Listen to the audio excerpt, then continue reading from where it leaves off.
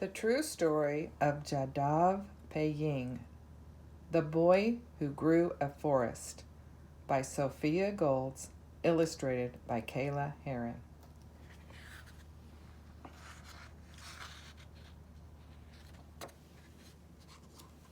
The best time to plant a tree was 20 years ago. The second best time to plant a tree is now. In India, on a large river island, among farms and families hard at work, there lived a boy who loved trees. Trees meant shade, food, and shelter. But each rainy season, floodwaters swallowed more and more of the beautiful tree-covered land. The boy's precious island was shrinking, eroding away with the rushing river, leaving empty sandbars behind. The boy witnessed animals stranded on those sandbars, their homes destroyed. He feared that if animals withered without trees, people would too. The boy shared his fears with the village. The elders explained that the only way to help animals was to create new homes for them. They gifted the boy with 20 bamboo saplings.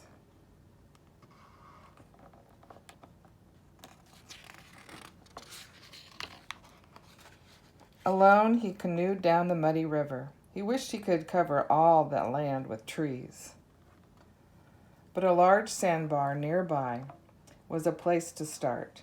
The land was too barren for animals, the shores too sandy for leafy trees. Would bamboo grow? The boy hoped. Determined, he began to plant one shaft, two, and then three. Every day he watered the saplings by hand.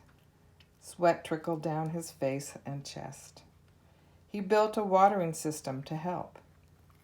He lugged heavy buckets from the river. His arms grew tired, his back sore. Still, each day he tended to the plants, and over time, the bamboo patch grew into a healthy thicket. The boy was proud of his work, but he worried. Would it be enough to stop the swelling river or to provide shelter for the animals? If he wanted more plants to grow, he would have to create a thicker, richer soil. The boy carried cow dung, earthworms, termites, and angry ants that bit him on the journey to their new home. He brought seeds from neighboring villages, over trails, through bush, down the river. Each day he planted. As years passed and the boy grew, so did a forest. 10 acres, 20 acres, and then 40.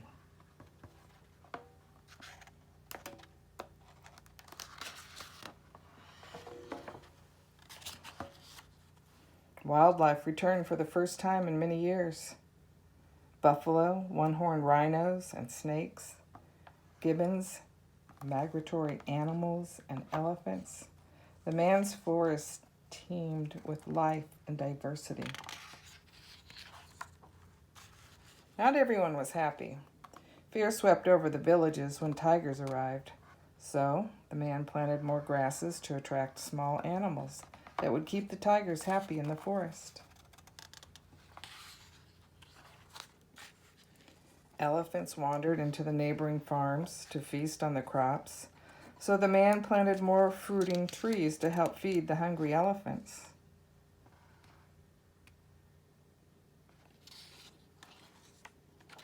Some wanted to harvest the forest to build homes, but the man was there to plant anew.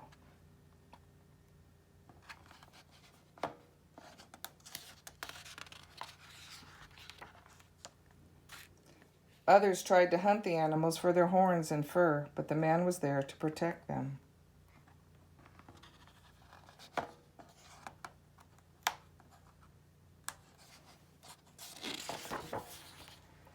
Few thought the forest would last, but the man believed in its strength.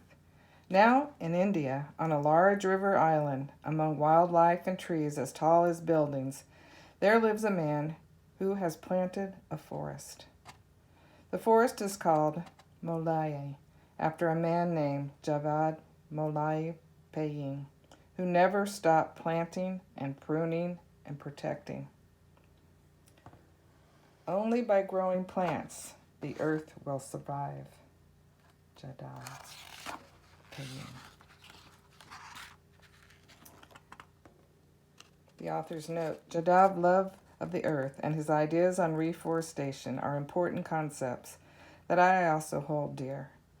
I grew up in Northern California, Northern Florida, surrounded by forest.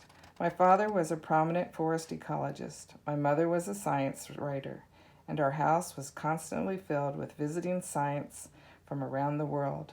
I especially enjoyed listening to their tales of the environment in faraway places, and as I grew older, I developed a deep love of our planet and keen interest in sharing its wonderful stories. I hope that Jadav's story triggers your inner ecologist as it did mine.